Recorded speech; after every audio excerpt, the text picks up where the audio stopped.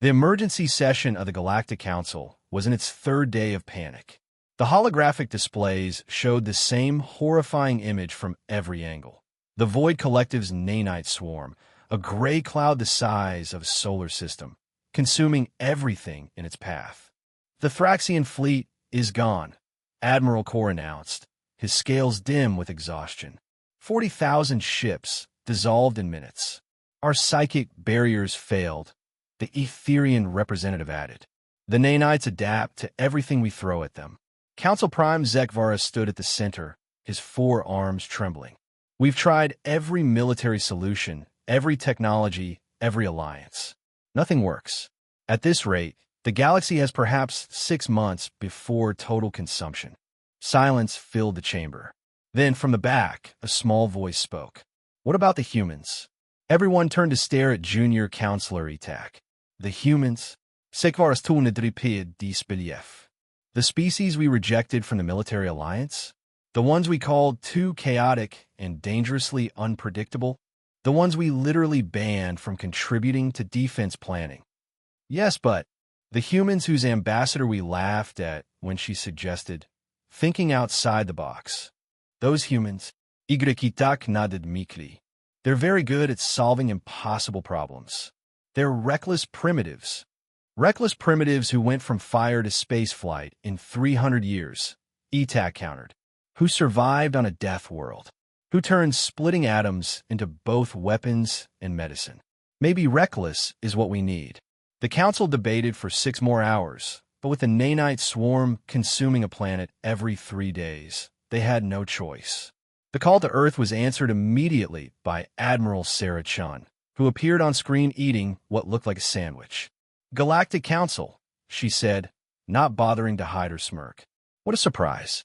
I thought we were, what was it, too primitive to understand galactic warfare? Zekvara's pride visibly crumbled. Admiral Chun, we need your help. The Void Collective's nanites are consuming everything, adapting to all conventional weapons, and about to eat the galaxy. Yeah, we've been monitoring. You have. We monitor everything, especially groups that reject us. She took another bite. So, you want our help?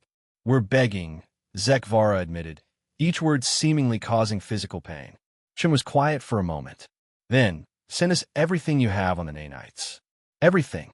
And I mean everything. Failed attempts, successful delays, composition, behavior patterns, favorite color if they have one. You'll help. We're humans. We don't let the galaxy die just because the council was mean to us. We're bigger than that. Pause. Also, we live in this galaxy. 72 hours later, a single human ship arrived at the battlefield, a modified cargo hauler that looked like someone had duct-taped various equipment to its hull. That's it, Zekvara asked, watching the tiny vessel approach the continent-sized swarm. That's it, Chun confirmed. The USS Hold My Beer. Strange name for a warship. Perfect name for a human ship about to do something stupid. The cargo hauler released something into space. Thousands of tiny objects that glittered in starlight. Are those kitchen appliances? The Thraxian general asked, magnifying the image. Microwaves, Chun confirmed. About 10,000 of them.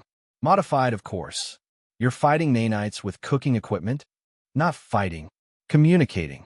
The microwaves activated simultaneously, but instead of random heating, they pulsed in a complex pattern. The nanite swarm suddenly stopped advancing. What's happening? Zekvara demanded. We realized something, Chun explained. The nanites aren't weapons. They're distributed intelligence, trying to communicate. Every adaptation was them trying to match communication protocols. But everyone kept attacking them, so they kept responding defensively. That's insane. That's pattern recognition.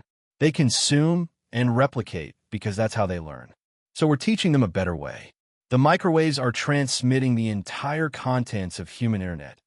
Wikipedia, cat videos, memes, everything. The nanite swarm began forming shapes.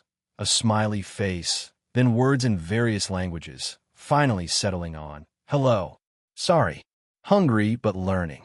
We're establishing a feeding schedule, Chun continued. Dead planets, stellar waste, That massive garbage nebula in Sector 7. They just need directed energy, not civilizations.